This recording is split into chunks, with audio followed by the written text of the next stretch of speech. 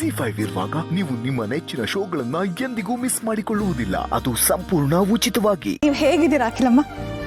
ನಾನು ಚೆನ್ನಾಗಿದ್ದೀನಮ್ಮ. ಅಂತೂ ಇಷ್ಟು ವರ್ಷಗಳ ಮೇಲೆ ನಿಮ್ಮ ಮನೆಗೆ ಬರೋ ಸದವಕಾಶ, ನಿಮ್ಮನ್ನೆಲ್ಲ ನೋಡೋ ಅವಕಾಶ ಬಂದಿದ್ದು ನನ್ನ ಪುಣ್ಯ. ಇಷ್ಟು ವರ್ಷ ಜೀವನ ಹೇಗಿತ್ತು ಅಂತ ನೀವೇ ನೋಡಿದಿರಲ್ಲ ಊರ್ಮಿಳಾ.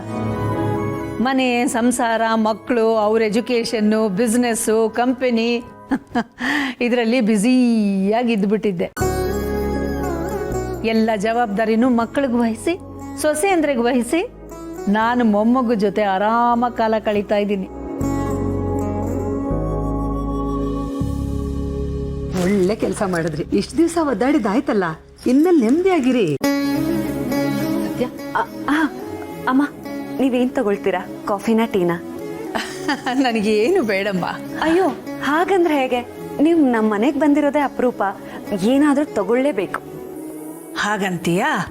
ಹಾಗಾದ್ರೆ ನಿನ್ ಸಂತೋಷ, ಏನಾದ್ರೂ ಕೊಡು. ಸರಿ. ಹೌದು, ನಿಮ್ ಮಗ ಎಲ್ಲಿ? ರಾಯರೆಲ್ಲಿ ಕಾಣ್ತಿಲ್ಲ? ಆಂಟಿ, ನೀವ್ ಜಸ್ಟ್ 10 ನಿಮಿಷ ಮುಂಚೆ ಬಂದಿದ್ರೆ ದೊಡ್ಡಪ್ಪನೂ ಸಿಕ್ಕಿರೋರು, ಅಣ್ಣನೂ ಸಿಕ್ಕಿರ್ತಿದ್ದ. ಇರ್ಲಿ ಬಿಡಮ್ಮ, ಇನ್ನೊಂದ್ಸಲ ಮಾತಾಡ್ಸಿದ್ರಾಯ್ತು. ಅಂತೂ ಸೀತಮ್ಮನವರು ಇವತ್ತು ದೇವಸ್ಥಾನದಲ್ಲಿ ಸಿಕ್ಕು ನಾನು ನಿಮ್ ಮನೆಗೆ ಬರೋ ಹಾಗಾಯ್ತಲ್ಲ, ನನಗದೇ ಸಂತೋಷ.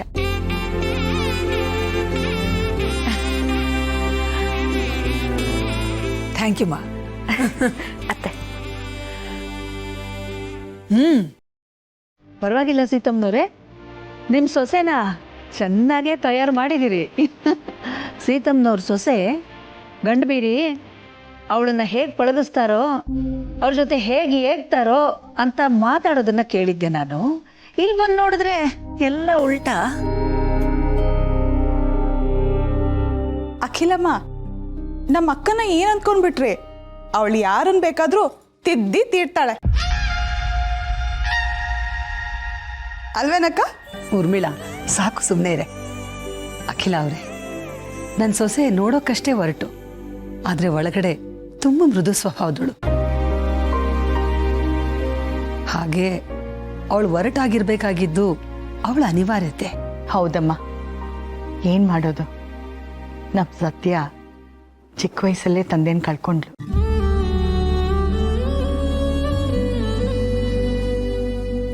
ಆಮೇಲೆ ಮನೆ ಜವಾಬ್ದಾರಿ ವಹಿಸ್ಕೊಂಡ್ಲು. 108 ವಿಘ್ನಗಳು, 108 ತೊಂದರೆಗಳು. ಅದಕ್ಕೆ ಹುಡುಗಿಯಾಗಿದ್ದವಳು ಹುಡುಗನಾಗ್ಬೇಕಾಯ್ತು. ಬುಲ್ಶಿಟ್ ತೆಗೆದ್ರು ಕಂತೆ ಪುರಾಣನ. ಆದರೆ ಮದುವೆ ಆಗಿ ಬಂದಮೇಲೆ ಸತ್ಯ ಪೂರ್ತಿಯಾಗಿ ಬದಲಾಗಿದ್ದಾಳೆ. ನಾನು ಕೋಟೆ ಮನೆ ಸೊಸೆ ಹೇಗಿರ್ಬೇಕು ಅಂತ ಅನ್ಕೊಂಡಿದ್ನೋ ಹಾಗೆ ಬದಲಾಗಿದ್ದಾಳೆ ಅಖಿಲ ಅವರೇ. ಅದು ಅವಳ ದೊಡ್ಡ ಗುಣ. ಅತ್ತೇನು ಶುರು ಹಚ್ಕೊಂಡ್ರು? ಇಲ್ಲ ಇಲ್ಲ, ಅತ್ತೆ ಸುಮ್ಮನೆ ಹೀಗೆ ಹೇಳ್ತಿದಾರಷ್ಟೆ. ನನ್ನನ್ನು ಇಷ್ಟು ತಯಾರಿ ಮಾಡೋದಕ್ಕೆ ಅವ್ರು ಎಷ್ಟು ಕಷ್ಟಪಟ್ಟಿದ್ದಾರೆ ಅಂತ ಇಡೀ ಕೋಟೆ ಮನೆನೇ ನೋಡಿದೆ. ನಾನು ಅವ್ರನ್ನ ತುಂಬಾನೇ ಕಾಡಿಸಿದ್ದೀನಿ.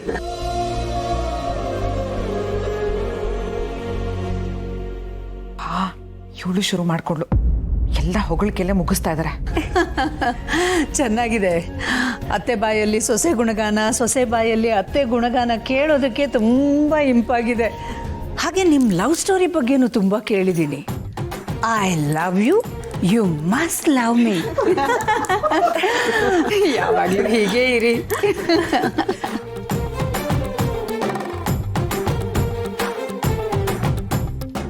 ಅಂದಾಗೆ ಸತ್ಯ, ನಾನು ಆಗ್ಲೇ ಹೇಳಿದ್ನಲ್ಲ ನಿನ್ನ ಬಗ್ಗೆ ತುಂಬ ಕೇಳಿದ್ದೀನಿ ಅಂತ. ನಿನಗೆ ನ್ಯಾಯ, ನೀತಿ, ಧರ್ಮ ಅಂದರೆ ತುಂಬ ಕಾಳಜಿ ಅಲ್ವಾ? ಹೌದು ಅಮ್ಮ. ಯಾಕಮ್ಮ? ಮೊನ್ನೆ ಟಿವಿಲಿ ನಿನ್ನ ಸಂದರ್ಶನ ನೋಡ್ತಾ ಇದ್ದೆ. ಅದರಲ್ಲಿ ಪೊಲೀಸ್ ಅಧಿಕಾರಿ ಮಗ ಆದ್ರೇನು ತಪ್ಪು ಮಾಡಿದ್ನಲ್ಲ, ಅದಕ್ಕೆ ಹೊಡೆದೆ ಅಂತ ನೀನು ಧೈರ್ಯವಾಗಿ ಹೇಳಿದೆಯಲ್ಲ, ಕಟ್ಸ್ಬೇಕು. ನನಗೆ ಅವನು ಯಾರು ಅಂತ ಗೊತ್ತಿರಲಿಲ್ಲಮ್ಮ. ಆದರೆ ಅವನು ಪೊಲೀಸ್ ಅವ್ರ ಮಗ ಅಂತ ಗೊತ್ತಿದ್ದಿದ್ರು ನನ್ನ ಪ್ರತಿಕ್ರಿಯೆಯಲ್ಲಿ ಏನೂ ವ್ಯತ್ಯಾಸ ಇರ್ತಿರ್ಲಿಲ್ಲ. ತಪ್ಪು ಯಾರು ಮಾಡಿದ್ರು ಅದು ತಪ್ಪೆ. ಹೆಣ್ಮಕ್ಳ ವಿಚಾರದಲ್ಲಿ ಕೆಟ್ಟದಾಗಿ ವರ್ತಿಸೋರ್ನ ನಾನು ಸಹಿಸಲ್ಲ. ಆಂಟಿ, ಅವತ್ತು ನಮ್ಮ ಅತ್ತಿಗೆ ಫೈಟ್ ನೋಡ್ಬೇಕಿತ್ತು ನೀವು. ಆ ರೌಡಿಗಳನ್ನ ನೋಡಿ ನನಗೆ ಫುಲ್ಲು ಟೆನ್ಷನ್ ಆಗೋಗಿತ್ತು. ಆದ್ರೆ ಯಾವಾಗ ನಮ್ಮ ಅತ್ತಿಗೆ ಎಂಟ್ರಿ ಕೊಟ್ರೋ ಆಗ ನನ್ನ ಮನ್ಸಿಗೆ ಸಮಾಧಾನನೂ ಆಯ್ತು, ಧೈರ್ಯನೂ ಬಂತು. ಇವಳು ಅದಕ್ಕೆ ನಾ ಹೊಗಳೋದು ಬಿಟ್ರೆ ಬೇರೆ ಕೆಲಸನೇ ಇಲ್ಲ ಅಂತ ಕಾಣುತ್ತೆ. ಅದನ್ನೇ ಓದಿರ್ಬೇಕು. ಹೆಣ್ಮಕ್ಳು ಅಂದ್ರೆ ಹಾಗಿರ್ಬೇಕು.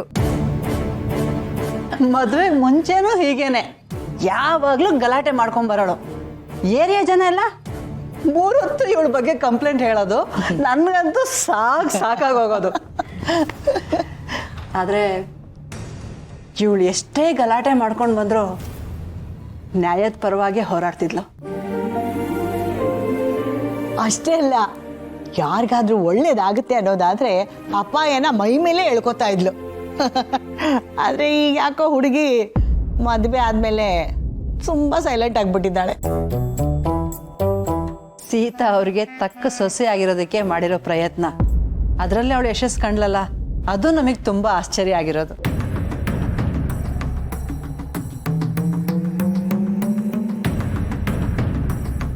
ನಮ್ಮ ಗಂಡು ಹುಡುಗಿನ ಒಳ್ಳೆ ಹೆಣ್ಮಗು ಆಗಿಸಿದ್ದು ನಮ್ಮ ಸೀತಮ್ಮ.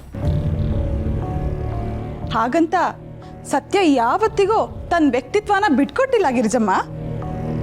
ಸಮಯ ಸಂದರ್ಭ ಅಂತ ಬಂದಾಗ ಯಾವತ್ತಿಗೂ ಅವಳು ಹಿಂಜರ್ದಿಲ್ಲ. ಪರಿಸ್ಥಿತಿಗೆ ಮುಖ ಮಾಡಿ ಹೋಗಿಲ್ಲ, ಗೊತ್ತಾ? ತನ್ನ ಇಟ್ಕೊಂಡೆ ಕೋಟೆ ಮನೆಗೆ ಒಳ್ಳೆ ಸೊಸೆ ಅಂತ ಅನ್ಸ್ಕೊಂಡಿದ್ದಾಳೆ ನಮ್ಮ ಸತ್ಯ. ಅದೇನೋ ನಿಜ ಅಖಿಲ ಅವರೇ. ಒಂದ್ಸಲ ಮಾರ್ಕೆಟಲ್ಲಿ ಕಳ್ಳರು ನನ್ನ ಮಾಂಗಲ್ಯನೇ ಕಿತ್ಕೊಂಡು ಹೊರಟೋಗ್ಬಿಡ್ಬೇಕಾ? ಆವಾಗ ನೋಡ್ಬೇಕು ಇವಳು ವರಸೇನ ಅವಳ ಜೊತೆ ಸರಿಯಾಗಿ ಫೈಟ್ ಮಾಡಿ ನನ್ನ ಮಾಂಗಲ್ಯನ ನಂಗೆ ತಂದು ಕೊಟ್ಲು. ಆ ಸೊಸೆ ನನ್ನ ಸೊಸೆ. ನೋಡಿದ್ರಾ, ನಮ್ಮ ಅತ್ತಿಗೆ ಅಂದ್ರೆ ಇದು. ಅತ್ತಿಗೆಯಿಂದ ನಿಮಗ್ ಒಳ್ಳೇದಾಗಿದೆ ಅಂತ ನೀವು ಎಷ್ಟು ಹೆಮ್ಮೆಯಿಂದ ಹೇಳ್ಕೊತಾ ಇದ್ದೀರಲ್ಲ, ಹಾಗೆ ಅತ್ತಿಗೆಯಿಂದ ತುಂಬಾ ಜನ ಸಹಾಯ ಪಡ್ಕೊಂಡಿದ್ದಾರೆ. ಏನ್ ಗೊತ್ತಾ, ಅತ್ತಿಗೆ ಏರಿಯಾಗೆ ಏನಾದ್ರು ಹೋದ್ರೆ ಪ್ರತಿ ಮನೇಲೂ ಅತ್ತಿಗೆ ಜೊತೆ ಒಂದು ಫೋಟೋ ಇದ್ದೇ ಇರುತ್ತೆ. ಎಷ್ಟೋ ಸತಿ ಬೀದಿ ವ್ಯಾಪಾರಿಗಳಿರ್ತಾರಲ್ಲ, ಅತ್ತಿಗೆ ಹೆಸರು ಹೇಳ್ಕೊಂಡು ವ್ಯಾಪಾರ ಮಾಡಿದ್ದಾರೆ ಗೊತ್ತಾ? ಅದಕ್ಕೆ ಅತ್ತಿಗೆ ಅಂದ್ರೆ ನನಗೂ ಹೆಮ್ಮೆ. ಸತ್ಯ, ನಿನ್ನ ಬಗ್ಗೆ ಕೇಳೋದಕ್ಕೆ ಎಷ್ಟು ಖುಷಿ ಆಗುತ್ತೆ ಗೊತ್ತಾ?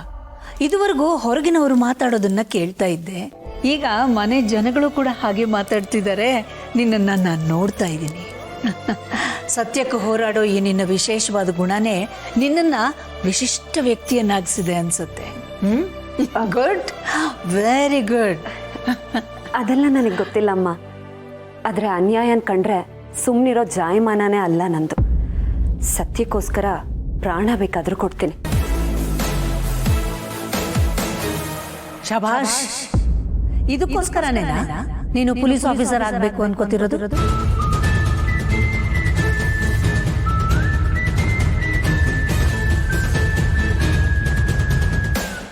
ZEE5 ಆಪ್ ಡೌನ್ಲೋಡ್ ಮಾಡಿ ಎಲ್ಲಾ ಸಂಚಿಕೆಗಳನ್ನು ಸಂಪೂರ್ಣ ಉಚಿತವಾಗಿ ನೋಡಿ.